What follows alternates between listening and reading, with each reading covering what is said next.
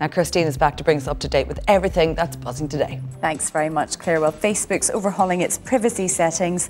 The social network wants to give users more power to decide what info about them is seen by others. The changes will take effect from tomorrow and mean you'll soon be able to choose if you're tagged in photos. If you're a Facebook user, then the chances are you've had an unflattering picture of yourself tagged by a so-called friend.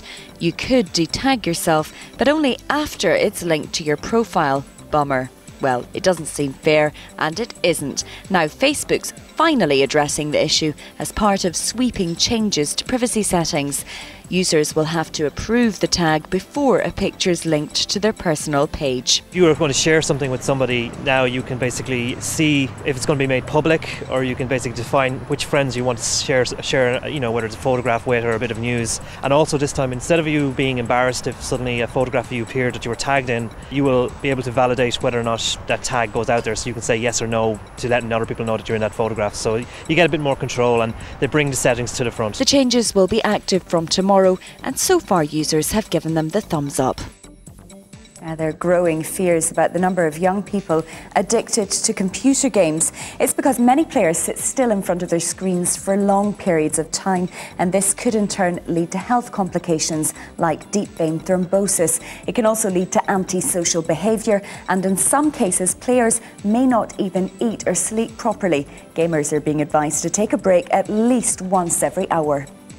Maybe every 45 to 60 minutes, take 5 minutes out, move away from this screen, you know, walk around, do something else, but don't just, you know, sit there hour upon hour, because in any sort of hobby or any walk of life, even in your job, doing that is not good. Now, Nokia used to be the mobile phone of choice.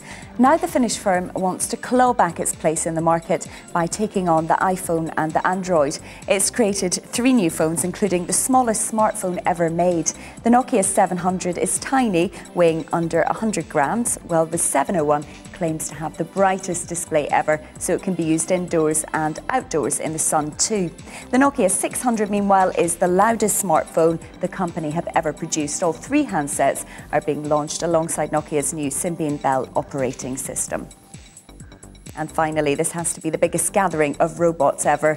Technology companies from all across the world converged on Washington to show off their latest inventions. Most of these are designed to be used by the army, as they can stand in for soldiers on risky missions. Highlights include robotic arms that can lift over 100 pounds and move almost as fast as a human being. They're still a bit away from being used on the battlefield though, but they could be drafted into Afghanistan and Iraq as soon as next year.